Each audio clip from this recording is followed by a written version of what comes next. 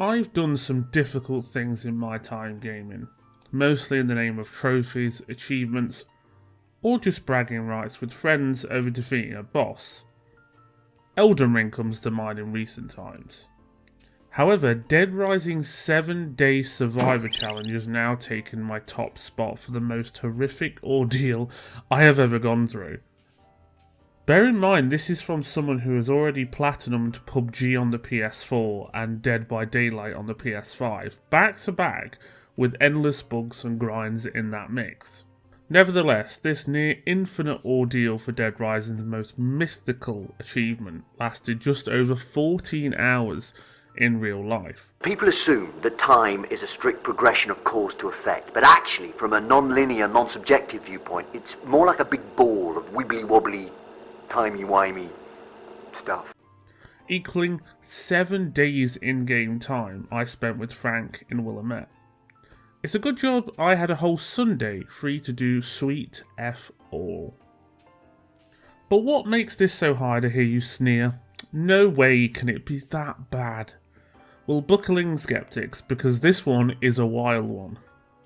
Well, unlike the game's 72-hour main mode, which is story-driven with optional survivors and boss fights, where eating or drinking simply replenishes your life if you get a chunk taken out of you by a zombie, Infinity Mode, as it's known, is an entirely different beast, challenging the player to be pushed to their limits. You unlock this mode after getting the true ending of Overtime Mode and the S ending. And there's a reason it's the ultimate challenge for a Dead Rising fan. You can't save, you can't quit, you can't die, and your health is constantly draining. Meaning, your number one priority is food, just like real life. Every survivor you saved is now an enemy, and it also drops items like food and weapons from a spinning cardboard box that Snake would be proud of. Psychopaths now spawn in random places on different days too, and sometimes even twice, 3 times, making your days far more unpredictable until you study their spawn times and have multiple runs. All of this though is a benefit to you. If you find a good strategy with some clock watching, you can use their appearances to sustain Frank's need for orange juice and pies. This ultimately means one mistake in the game, you're done. It's over. You get stuck in a horde and die? Yikes. The power goes off at home and turns your console off?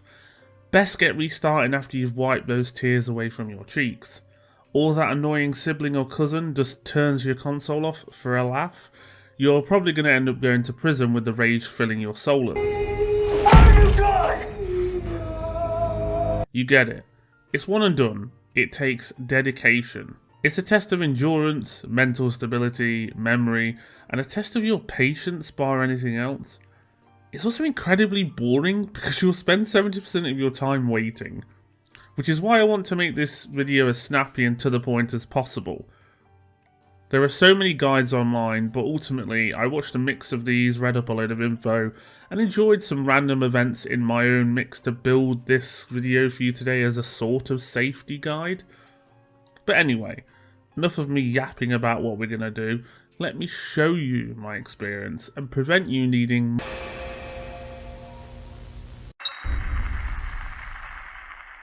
It all begins with this. Day 1 is extremely important. If you don't set yourself up right and get yourself some early in-game food, you will be setting yourself up to fail, so don't say I didn't advise you. So, once you get into the mall, you need to find yourself 3 important items, the food and health related magazines. These are in the main game, but you don't generally need them, but in this mode they're going to boost all your food and drink item needs to the max, allowing more bang for your buck. The specifics for this can easily be found online, but I'll let you know that they're essentially just in the bookstores, and one is in that off little shoot room in the North Plaza where you rescued some survivors in the main game. Once you've got those 3, you're good to go. Now, the main thing you want to do here is to go outside into the Central Park. You will be greeted with the family of snipers you've seen before. Do not be too intimidated or foolish here. Use the trees and shoot back or get close with melee weapons. Now these guys are generally tricky, but by this point of attempting 7-day Survivor, you should be 100% level 50 and ideally have the Mega Buster from killing 53,000 so many zombies. My advice, if not, is to head to the gun shop regularly in the North Plaza if you do lack that firepower. If you don't, well, you may struggle with this entire challenge, to be honest. Once you've taken out those 3 Psycho Snipers, they will drop pizzas and fruit. Hold on to the fruit, but gather all the food outside in that area too. In the benches, near the trees, everywhere you can see. Then head to the wooden rooftop.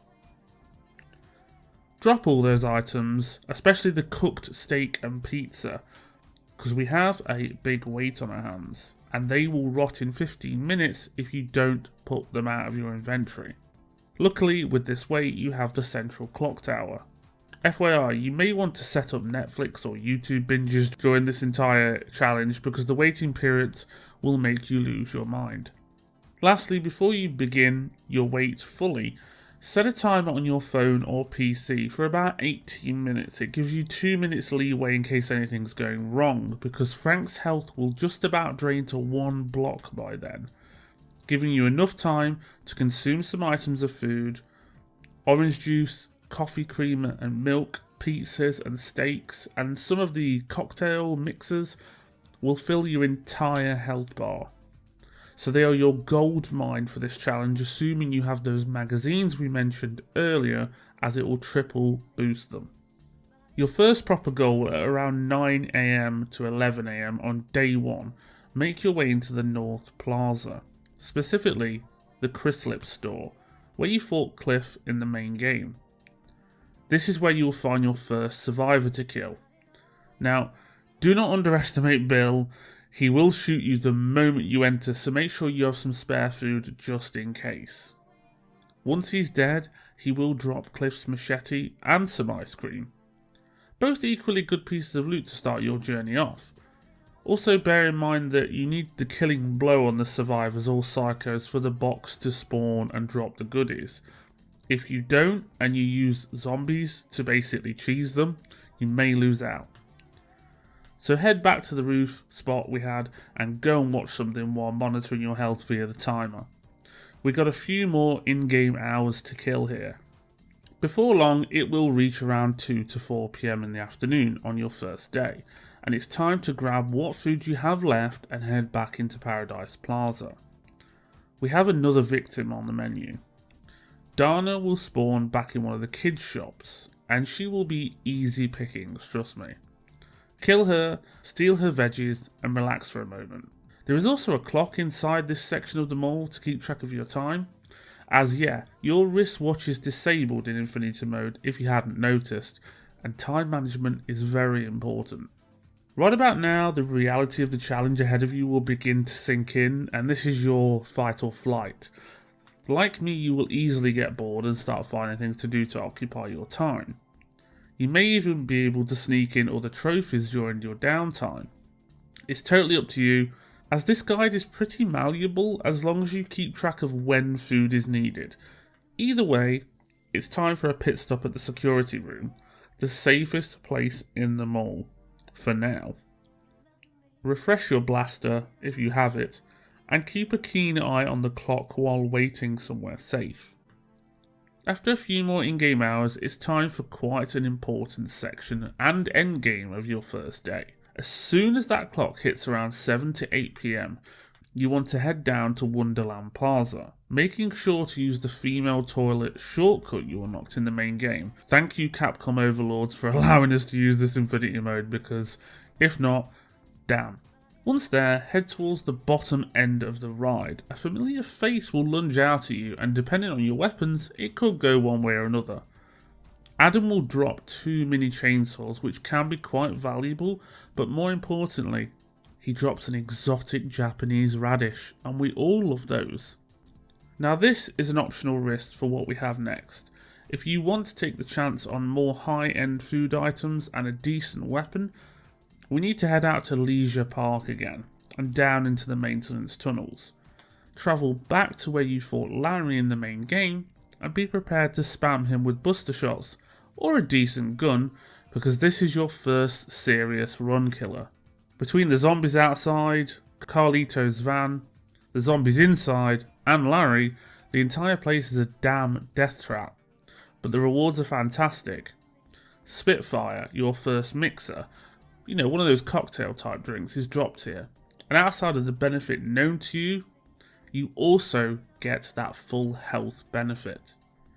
So it's a worthy task to complete for keeping Frank's hunger at bay, as well as other food items being in there like milk. This is where you can happily wait for a good few in-game hours, towards day 2, or choose to freely explore for other survivors and more food. However, once the more food is gone, it's gone, it won't respawn.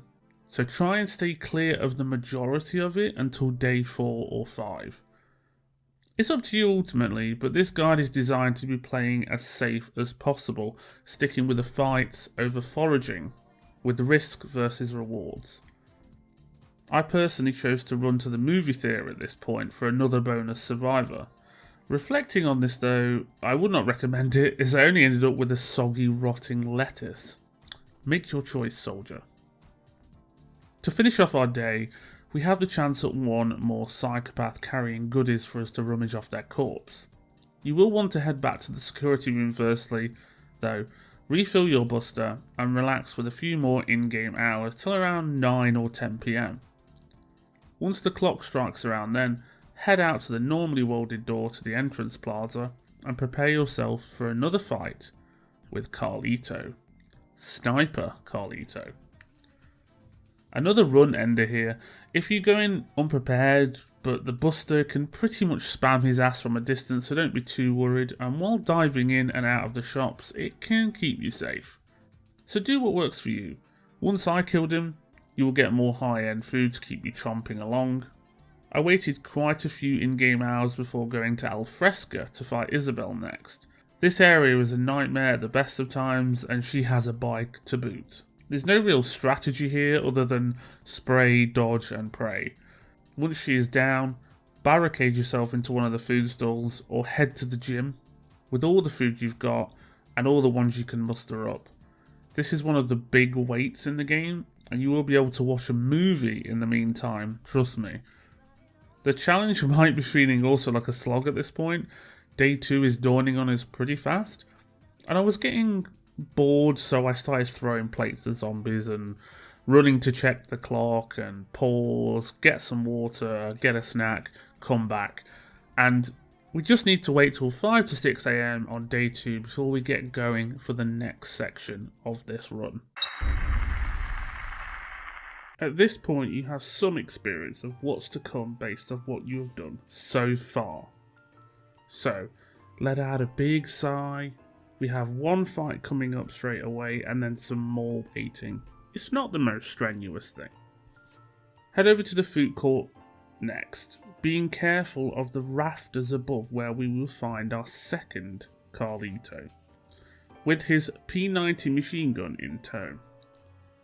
Be extra careful of the zombies here and try to get your buster on him from one of the seating dining areas, because once he's down you can head straight up to him, steal his steak and settle in for a few more hours. We've got more time to kill, and at this point you should have plenty of munch for Frank to chow down on for a good few in-game hours. Remember that alarm, do not forget how quickly it goes down. Now after some waiting, it's time to head out once again and check the nearest clock. So pop into the park and make sure it's at least 10 AM roughly. The convicts may have spawned by now, FYI, but do not engage. It is not worth it, trust me, especially if you're already struggling with this challenge. They will end your run just by looking at you. So we head to Paradise Plaza and we'll find our photography friend. Now, Kent can be a real ass depending on what weapons you're using. Even with the buster, he can catch you out sometimes, so keep your distance. Between skill and zombie RNG, this is a difficult one. And you really don't want your run being ended by the Shermanator when we're halfway into day 2. Once he is disposed of, you will get plenty of treats for your time. Coffee creamer and a steak, my favourite, just wouldn't have them together. You should be right outside Jill's Sandwiches too, a lovely Capcom Easter egg. So head in there, drop your spoilable food at the floor, barricade yourself with some stools, and take a nice little nap. There is extra baguettes and orange juice in here too, but try and hold off using them if you can. Our waiting game is going to continue and most of day 2 tends to be waiting. After almost being a Jill sandwich ourselves, it's time to head back out to the security room for a few odd jobs. Firstly, refresh your buster, do not forget, and also on the way, you may come across Beth depending on what time you leave. Another survivor in the hallway we can nab some extra snacks from. Every little helps, remember, Tesco doesn't lie. Plus I wanted to make a little outfit change to something a little less sensible and more fun. Then we play the waiting game from around 5 PM on day 2. But do not despair everyone, we are nearly at day 3. And after a little bit more time, we can make our way back to the movie theatre. And I chose to complete my Mega Man outfit before going to take out Jonathan, a machine gun armed survivor in one of the back screens. He does drop some lovely milk, which, as we know by now, is the gold standard for our waiting sessions. Our last job of the day is to head over to the North Plaza once again, checking the clock tower for reference on your time, and then navigating the angry hordes of undead at night. Remember, they do get a bit buffed up as soon as it gets late. Once you're through those shambling bodies, head to the gun shop. This time there's actually going to be a psychopath in there, the familiar Cletus, and just use the normal door cheese method and then lock yourself inside for another big wait. This mad lad is actually going to drop us cooked steak, wine and a grapefruit. Combined with what you've already got, you're setting yourself up for a good few hours. We have no clock in here for reference sadly, so it's all guesswork on your part here unless you find one to check in another shop outside. We're in for the long haul and the halfway point soon. You guessed it, pop that Netflix back on, grab a cuppa and just give it some time. At this point we have really capitalised on survivors and psychos and all the benefits they bring, and by now you should be able to handle yourself when it comes to this. But also, running low on food is likely for the first time as day 3 enters, and as it's around 9 AM, this is when you'll start feeling a bit more peckish. But do not fret my fellow Frank West stands, we have a cunning plan. However, first I want to prove a point about the naughty fellows parading in a car. As you can see, none of them drop food, but they do drop weapons. Around this time, you want to be in Leisure Park anyway and check the clock. Take note and then head into the food court, as this is really the only safe time to use this area. In the past there has been bugs of this game freezing at this area in day 4. But as I want this guide to be usable across the board for most platforms, whether you're playing on PS4, PS5, Xbox, PC, whatever, I will be avoiding the food court in totality for day 4, so we're doing it today. We're going to spend a lot of time here in day 3, drinking wine and relaxing with the lovely ambiance before abandoning it for a while. So stock up on that wine, snacks and treats, then take root in the dining zone, forming a barricade as we have the biggest time sink in the game right now. Now as mentioned, this is to protect your run, but feel free to use day 3 to explore for fun, more enemies or more food if you need to. As I've mentioned, this guide is pretty malleable, this is the safest bet for your run. Just keep your wits about you and make sure to head back to the security room before 7 PM. Once there, it's time to do more standing around until midnight, and we know by now you love clock watching. It's time to stop! It's time to stop, okay? No more! Where the fuck are your parents? Who are your parents? I'm gonna call Child Protective Services. It's time to stop! So day 4 has arrived and you've made it this far, so well done. This section is what I like to call Frank's Midnight Mission. We have 2 target soldiers. From the security room after midnight, head up to the heliport and lay waste to Todd. But do be cautious, for some reason he can withstand even buster blasts more than most bosses in the game. No idea why, but he does drop some goodies. Directly after this, head back down to the unwelded door. Go through that path and into the entrance plaza. From there you can take care of lovely Simone. She will drop even more white gold, the fabled milk we dream of at this point to get us through the days. And after this, you'll need to pick up any more food you need from the entrance plaza. But do not go too crazy.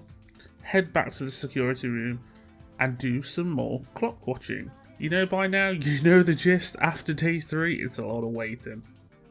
I also decided at this point to change up my clothes once again and make Frank a true fashionista. Then we waited some more, and at this point, any change to the monotony of 7-Day Survivor will keep you sane, so do what you need to do, whether it's watch a film, watch a show, go and sit somewhere in the garden with your alarm on and keep coming back to the game, whatever gets you through the next couple of days. As it hits around midday on day 4, you will want to head back into the Paradise Plaza section and make your way to the second floor between the food place and the sports shop. A survivor will spawn here, giving you a bonus snack to start the day. And also, grab those 2 jugs of OJ from the Roast Masters just next door, just in case. As my patience was starting to wane here, I decided to actually do some freeform exploring, while still avoiding the food court just in case of the freeze bug. I was not taking any chances, obviously. Heading to the North Plaza, I did stumble upon Brett, another survivor outside Carlito's hideout just before the gunshot, and he luckily dropped a cooked pizza. We hit the jackpot here, so definitely follow this plan. After stashing those 12 inches away, behave, I made my way further into the plaza. I wanted to show you how the supermarket itself is closed. There's no extended help given here, as that place would have totally broke the immersion and the game of Infinity mode with just grabbing food off the shelves, but it is what it is. After that, I decided to randomly shave Frank's head and make my way back to the security room. That boredom was setting in. I was also shocked to see my safe haven had been completely invaded by the zombies, and it's a key point to remember that from day 4, you can be killed even in here. It's not that safe haven anymore. Next, you guessed it, waiting till it hits midnight and day 5 begins. Again, these are the safest ways to play the game to not get killed. You can freeform explore at any point and find loads more survivors or psychos. I'm just doing a bit of the middle ground for this guide. Congratulations, my fellow Frank Wests and Hank Easts.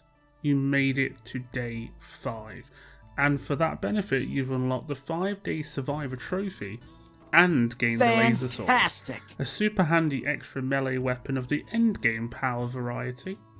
Even if you fail from here, you have made amazing progress, so well done. Honestly, this is such a slog, well done. The finish line is in sight though. This is another point in your run where you can freely explore for other survivors and psychos for extra challenge, food or weapons. I was pretty stoked, so I played it safe, but I grabbed some wine from the North Plaza, and I was saving it for a rainy day, as I was getting quite anxious at this late stage of anything could happen.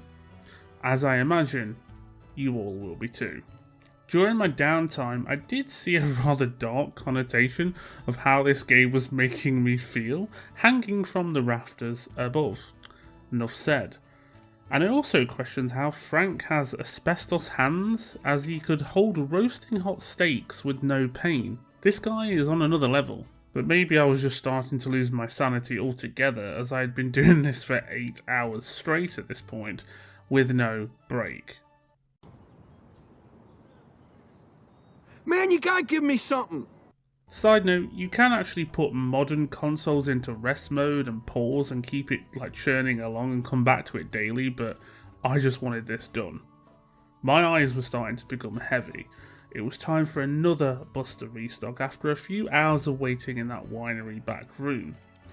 So we headed to the security room and ventured out. To my actual surprise, I found 2 survivors, one outside the vent and one on the helipad. They just keep coming back. Bonus snacks I also appreciate at this stage for the extra security on my health. I was also praying I would not get a PS5 crash at this point. We don't need a grey screen, and the old girl was bossing it. No noise, no heat. She was getting through. As we approached the last day, I decided to swap into Frank's default threads just to spice up my boring playtime session at this point, and then after a few more in-game hours, I wandered out to the entrance plaza, readying myself for the final push. However, I was actually shocked to see the Sniper family had respawned. Initially I was quite worried about this because they took me by surprise, but I realised that this meant 3 bonus cooked pizzas minimum. What a result! And after killing them, I just locked myself in the antique store and settled in for the long haul. I do recommend for day 5 taking it very easy, grabbing more food wherever you can and setting up shop somewhere safe, but keep in mind the entrance plaza has the most going on towards the final 2 days. We were truly coming to the tail end of this monumental challenge, and I could smell and see and feel the finish line. It was insane.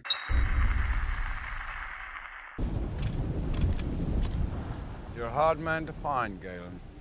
But farming. Really? Man of your talents? It's a peaceful life. It's lonely, I imagine.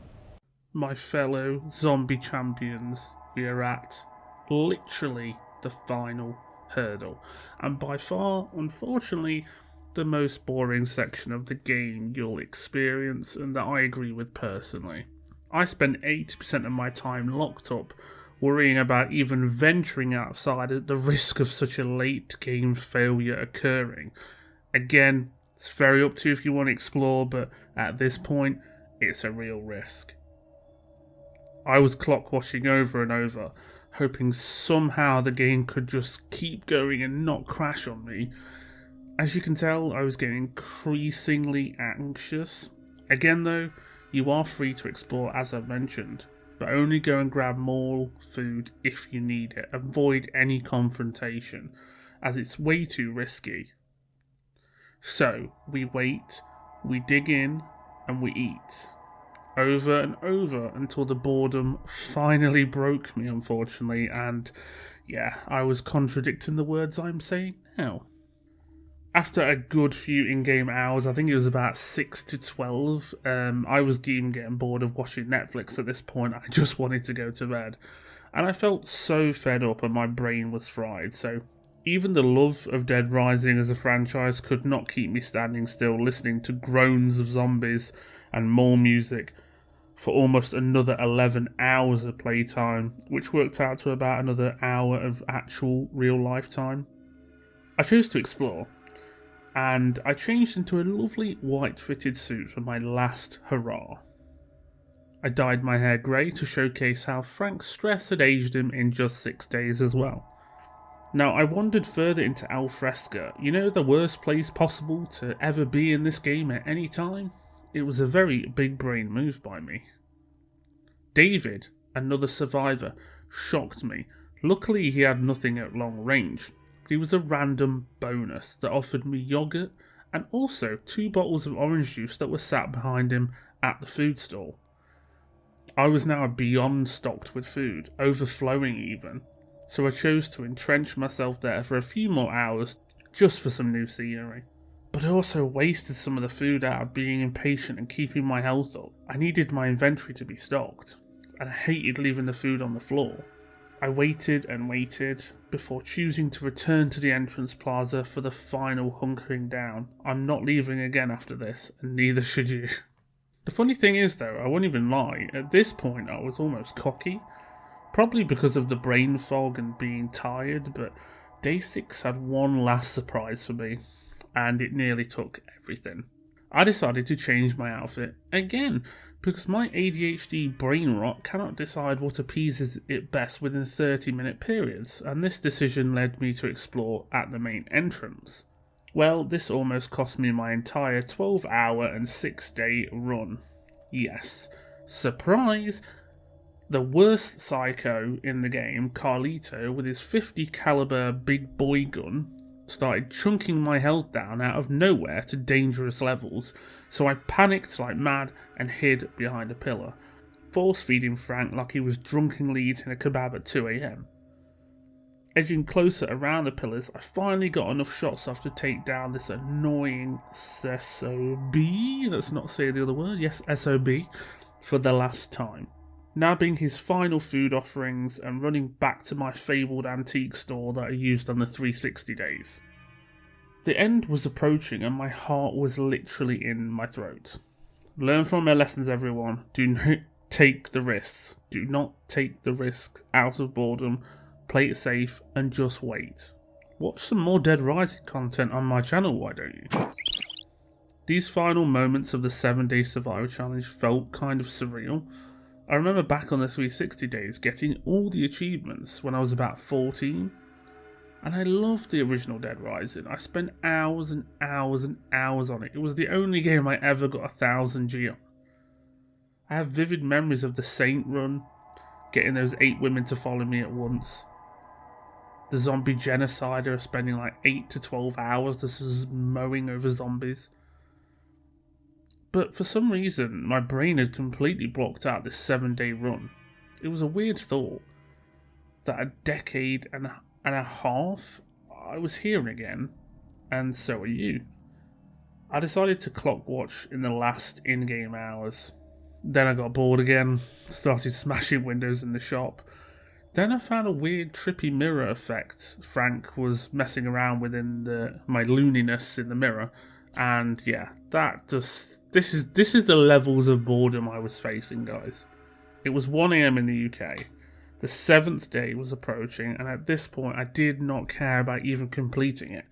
I was pretty much hallucinating at this point and wanting to smash my phone because the alarm had been repeating 3 times an hour for 14 hours. I just had enough.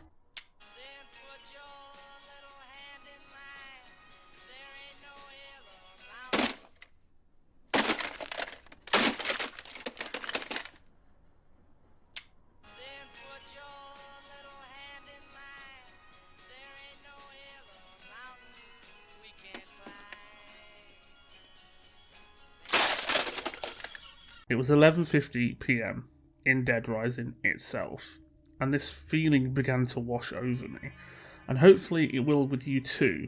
We were about to beat the hardest and most tedious trophy in the game, and in a matter of seconds, it was just done. I was ecstatic, but it was all over, and a flood of melatonin just hit my brain like a tsunami.